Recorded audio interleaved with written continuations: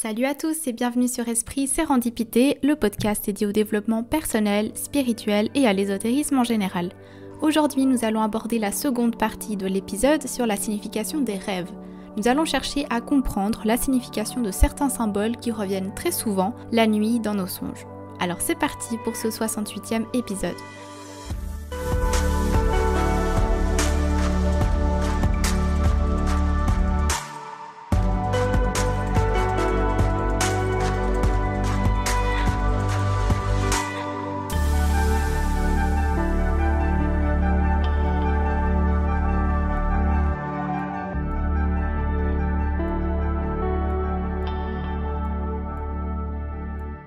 Bienvenue dans ce 68e épisode, j'espère que vous allez bien.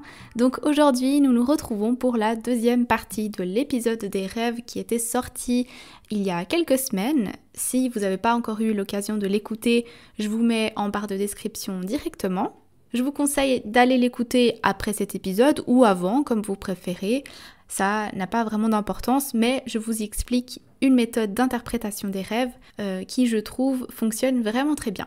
En tout cas, dans cette deuxième partie, on va parler des différents symboles que l'on retrouve dans nos rêves. Par symbole, je veux dire par exemple une araignée, un serpent, voilà, ce genre d'objets, d'animaux qui reviennent parfois de manière assez récurrente dans nos rêves et dont on ne comprend pas vraiment le sens. Pour cet épisode, je me suis surtout appuyée sur plusieurs livres qui seront également listés dans la barre de description si jamais ça vous intéresse de les lire. Alors pourquoi c'est important, ou en tout cas encouragé, de s'intéresser au symbolisme des rêves ? Eh bien le rêve, il est quand même un peu indispensable à notre équilibre, même si on s'en rend pas forcément compte. Déjà, rien que les rêves éveillés, que l'on fait tous à longueur de journée, mais aussi ceux que l'on fait la nuit, les rêves constituent un lien entre le subconscient et notre moi profond qui va s'exprimer par ce biais justement durant notre sommeil. Notre inconscient va puiser dans notre passé et parfois même dans l'avenir pour nous donner des indications,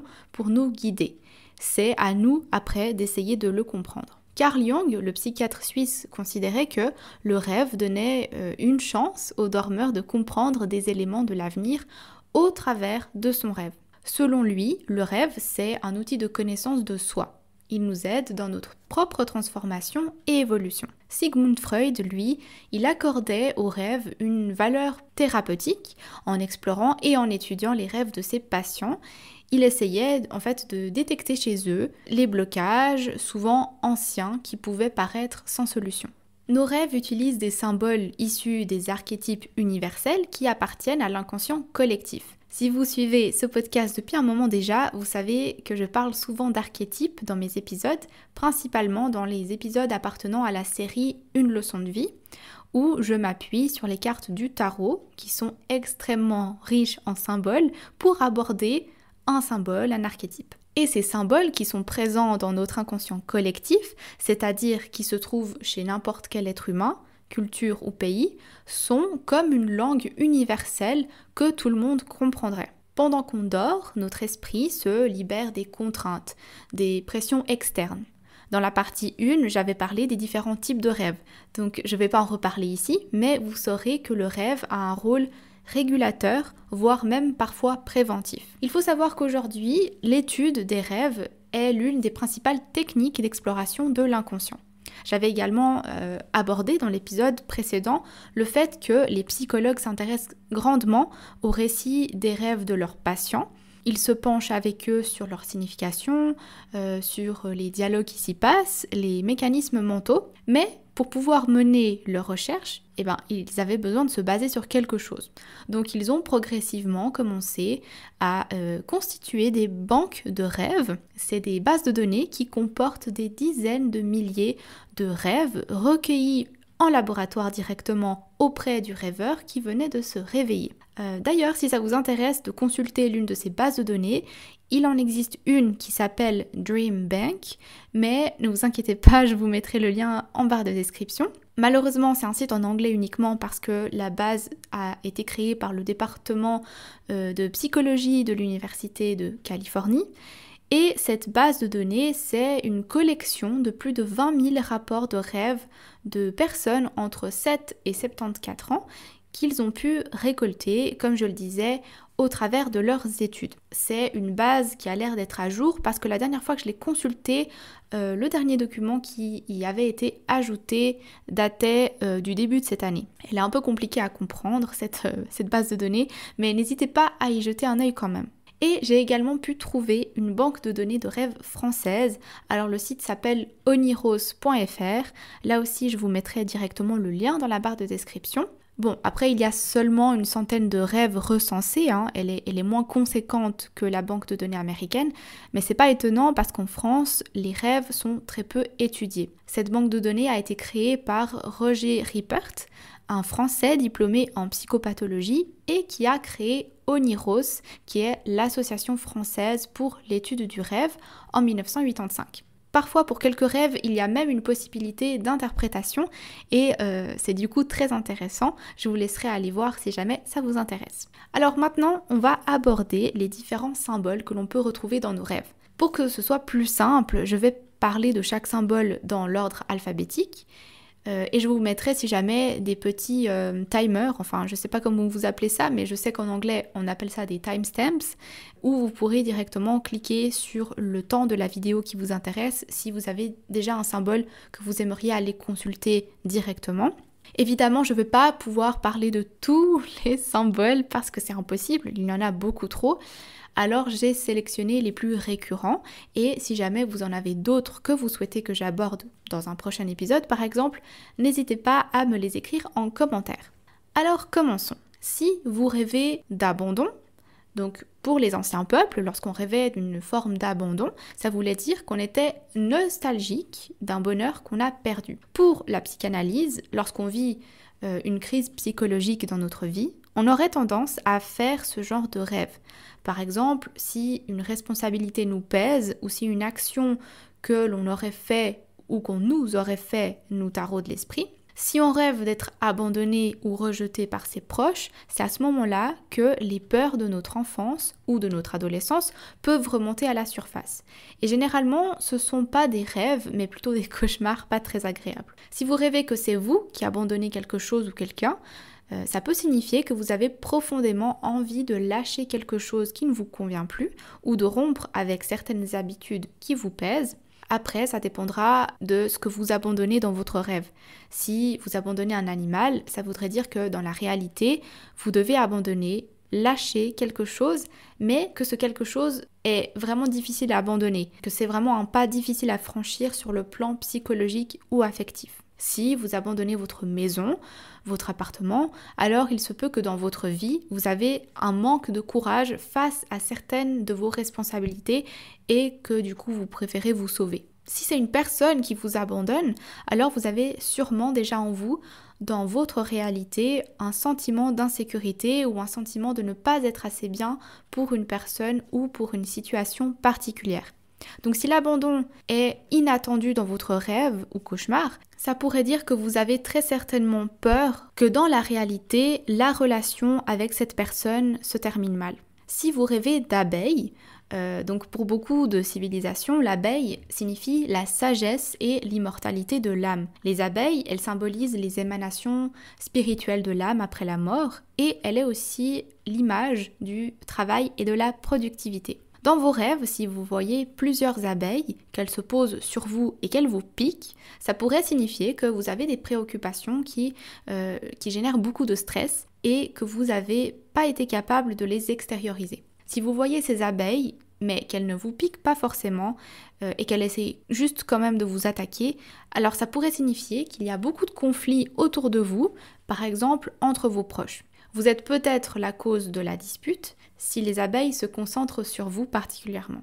Si vous rêvez que des abeilles sortent de votre bouche, par exemple, oui, c'est un cauchemar dans ce cas, et assez terrible, je dois dire, ça pourrait être interprété comme le fait que vous avez accumulé trop de problèmes irrésolus. Si vous avez des abeilles autour de vous, mais qu'elles sont paisibles, qu'elles butinent des fleurs, etc., alors ça sera plutôt positif. Elles pourraient représenter la réussite dans votre vie professionnelle, voire même des gains financiers. Si vous rêvez d'accident, là aussi c'est un rêve ou plutôt un cauchemar, très désagréable à faire. Généralement, tout rêve d'accident est un avertissement. Et si vous en faites très régulièrement, alors dans ce cas, arrêtez-vous, réfléchissez et prenez le temps de le comprendre.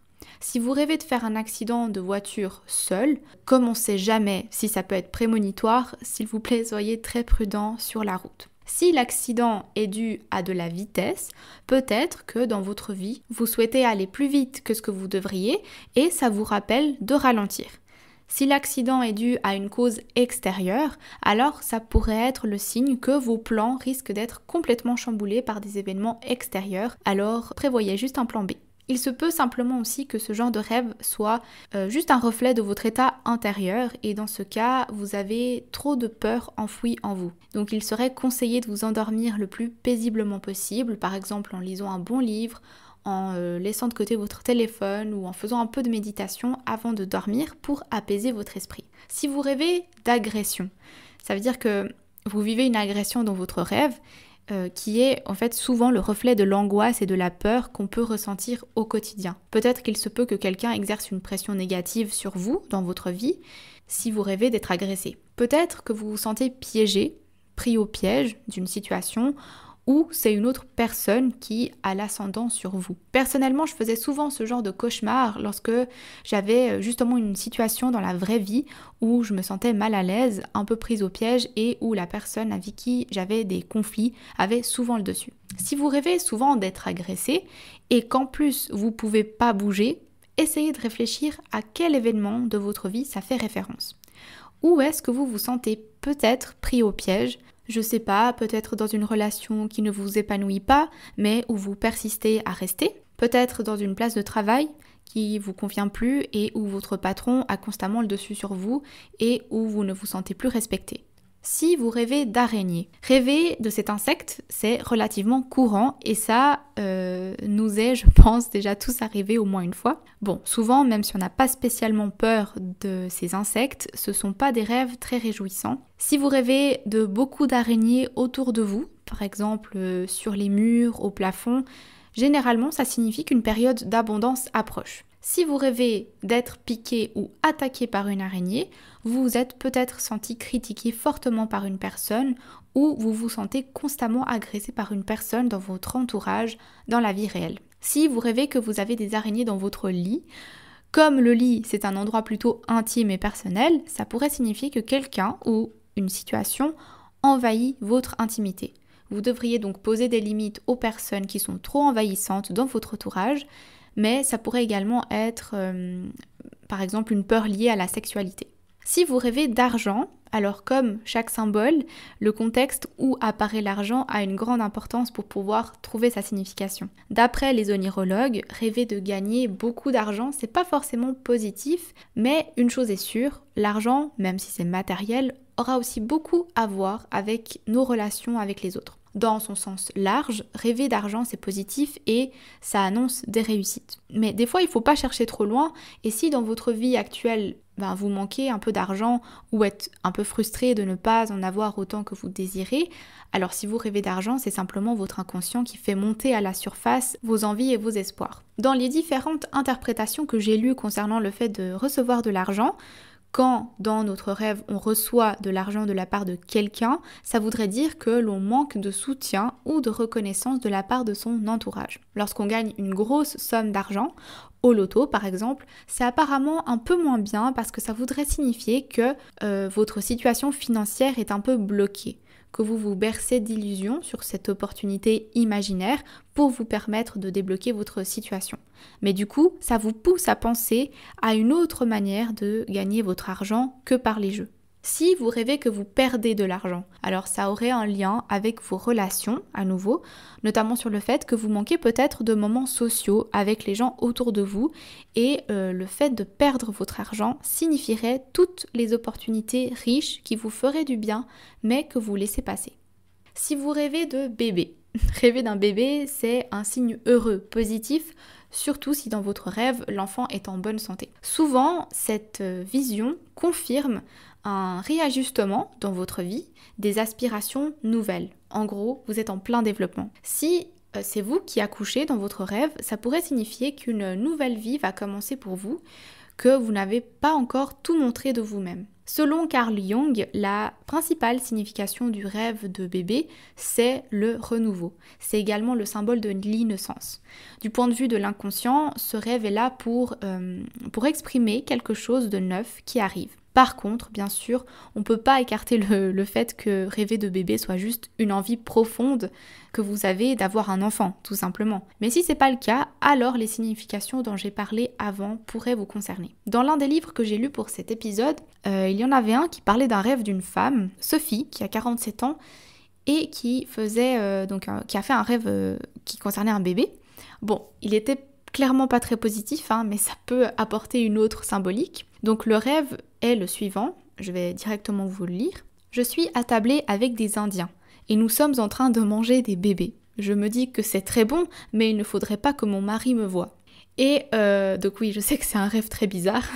Et au niveau de l'interprétation, en fait, Sophie est une femme qui a subi un avortement 1 mois avant le rêve et sans que son mari ne le sache. En fait, elle pensait que l'enfant était de son amant, oui, parce qu'elle a eu une aventure.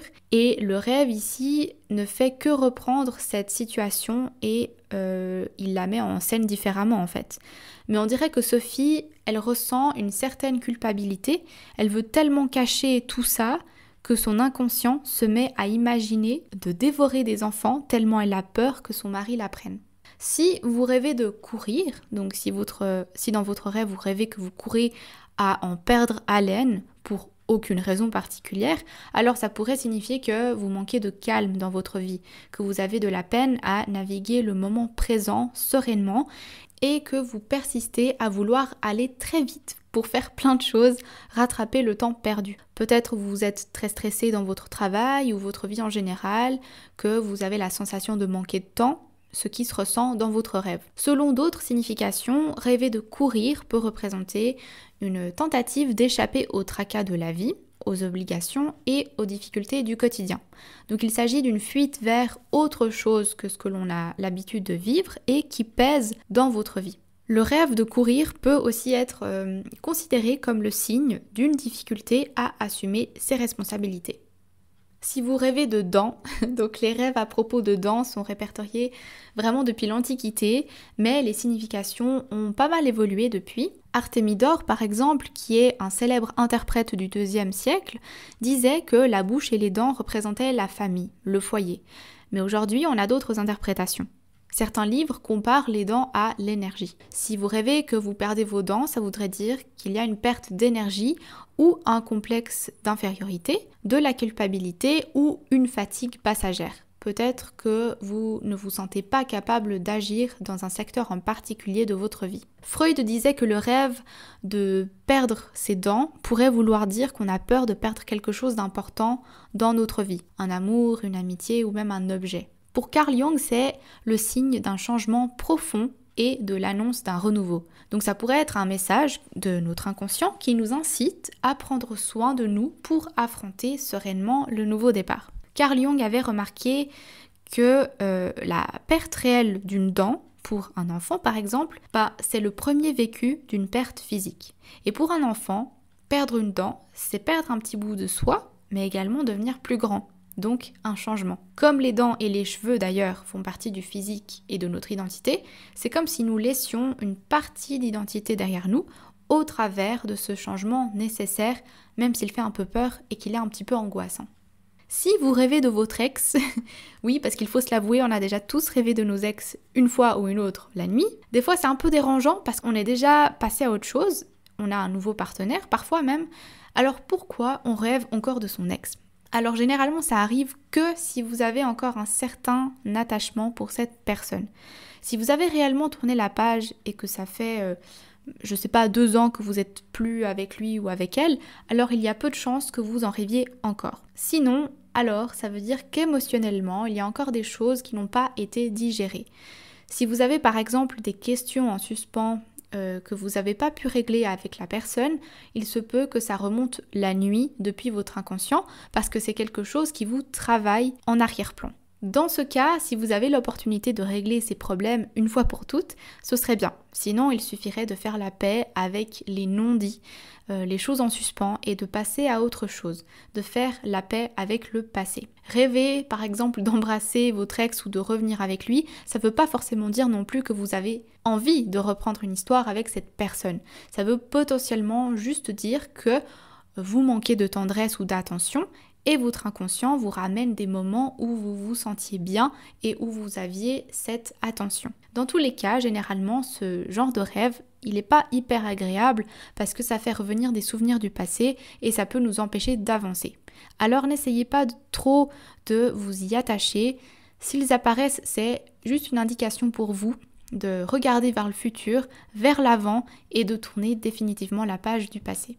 Si vous rêvez de feu, oui, parce qu'il y a pas mal de rêves où le feu s'invite, que ce soit par un incendie ou simplement un feu de camp. Mais pour ce symbole, je vous laisserai aller écouter l'épisode précédent parce que j'y explique justement très en détail ce que ça signifie de voir du feu dans ses rêves. Si vous rêvez de kidnapping, rêver d'être kidnappé, c'est souvent un rêve féminin que feraient beaucoup plus souvent les femmes que les hommes et qui est, vous pensez bien, particulièrement effrayant. Les interprétations sont très différentes selon les livres. Pour certains, ce serait juste un fantasme d'ordre sexuel, une sorte d'envie de soumission, disons. Je pense que vous comprendrez que cette interprétation vient évidemment de Freud.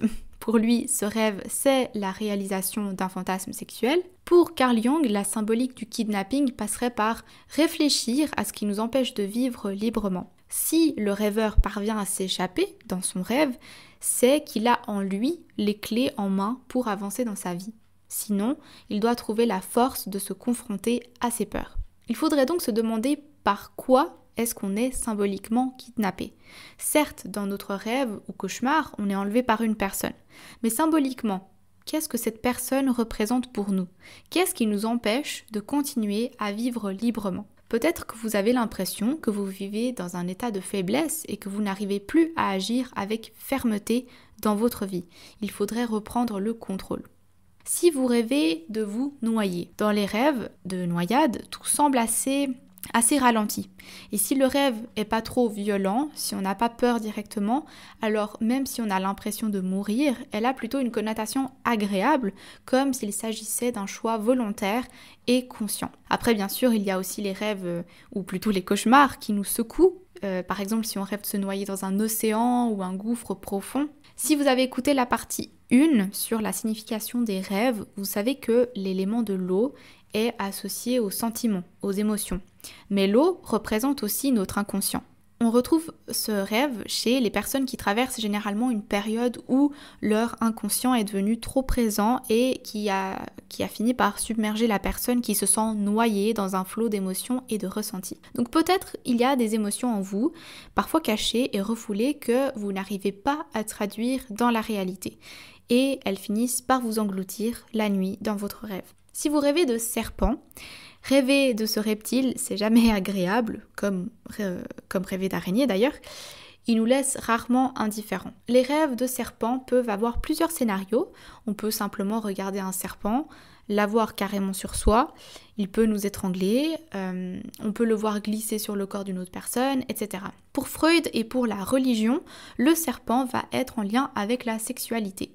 D'ailleurs, dans la Genèse, on sait tous que le serpent, c'est la représentation symbolique du péché, de la sexualité. Pour d'autres, le symbole du serpent représente l'énergie vitale, parce qu'il possède la possibilité de changer de peau, de muer.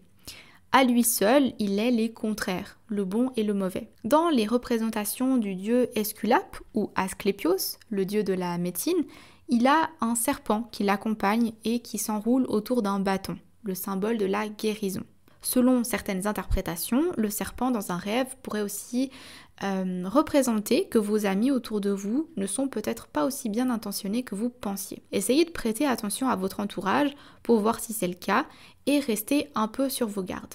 Si vous rêvez juste de voir un serpent et que vous n'en avez pas spécialement peur, ça pourrait annoncer une énergie nouvelle qui peut vous aider à retrouver des forces. Comme ça peut représenter un symbole de guérison physique et psychique, ce grand serpent qui n'effraie pas est une sorte de médecin du corps et de l'âme. Si vous rêvez de tomber, Ça, c'est un rêve très fréquent de tomber dans le vide. C'est un rêve angoissant et qui laisse un sentiment très désagréable quand on se réveille. Le fait de tomber, c'est un signe de faiblesse et de fragilité. Cette fragilité peut se situer sur un plan psychologique et parfois, mais plus rarement, aussi sur un plan physique. Ça peut indiquer qu'un obstacle qu'on n'a pas bien perçu se trouve sur notre route. C'est comme une petite alerte qui nous demande d'être plus vigilants sur ce qui se déroule en ce moment dans notre vie. Le rêve le plus fréquent là-dedans, c'est de tomber dans le vide, sans pouvoir s'arrêter, mais sans se voir s'écraser au sol. Le fait de tomber ici et de ne jamais toucher le sol, ça peut traduire que la personne qui rêve n'a plus contact avec la réalité concrète, qu'elle se sent sans soutien, en l'air, sans avoir de repères fiables et solides. C'est comme si notre inconscient nous montre ce rêve, ce cauchemar, pour qu'on prenne conscience que la situation qu'on traverse actuellement dans notre vie crée en nous une instabilité et une inquiétude. Et comme ces sentiments ne sont pas suffisamment pris en considération, alors l'inconscient les fait remonter durant la nuit. Du coup, le conseil, c'est de reconsidérer rapidement ce qui est inquiétant en ce moment pour vous, pour réagir de manière plus adaptée. Si vous manquez de soutien face à une situation et que vous vous sentez seul, alors n'hésitez pas à demander de l'aide, mais ne refoulez pas ces sentiments. Si au contraire c'est une personne qui nous pousse et nous fait tomber, alors il faudrait voir qui est cette personne parce qu'elle pourrait représenter l'obstacle à ce que nous voulons réaliser. Si vous ne connaissez pas la personne, si c'est un inconnu, alors cette personne c'est simplement une partie de vous qui vous empêche d'atteindre un objectif. À vous de voir quelle partie de vous il s'agit. Si vous rêvez de voler, rêver qu'on vole dans les airs, c'est un rêve très fréquent qui concerne autant les hommes que les femmes. Ce rêve est souvent fait dans les périodes où on va se sentir en difficulté dans notre vie et du coup c'est comme une manière de quitter les contingences matérielles, de prendre de la hauteur et de la distance pour accéder à une meilleure compréhension de la situation qu'on est en train de vivre et pouvoir prendre les bonnes décisions. Et cette fois, les théories vont presque toutes dans le même sens. Sigmund Freud nous dit que l'envie de voler serait liée à la notion de culpabilité. Donc le rêveur souhaite s'échapper d'une situation qui pose problème, planer vers de nouveaux horizons, fuir ses responsabilités. Pour Carl Jung, ça traduirait le besoin de conquérir sa liberté et de s'émanciper de certaines contraintes quotidiennes. Voilà, j'ai fait le tour des symboles les plus récurrents des rêves. Évidemment, il en manque beaucoup encore, mais j'ai voulu en choisir une vingtaine déjà pour commencer. Donc si vous voulez que je fasse un autre épisode avec d'autres symboles, n'hésitez pas à m'écrire les symboles que vous voulez que j'aborde en commentaire. J'espère en tout cas que cet épisode vous aura plu. N'hésitez pas à me le dire en commentaire si c'est le cas. En barre de description, vous retrouverez tous les liens utiles pour vous procurer les livres que j'ai lus et aussi les liens vers les banques de rêves dont j'ai parlé. Tous les épisodes de ce podcast sont à retrouver sur les plateformes habituelles, YouTube, Spotify, Deezer, Google Podcast, Apple Podcast, etc. Je vous mets également le lien de la page Instagram du podcast si jamais ça vous intéresse. Je vous souhaite de passer une belle journée ou une belle soirée et on se retrouve dans 2 semaines pour un nouvel épisode. D'ici là, prenez soin de vous et à bientôt.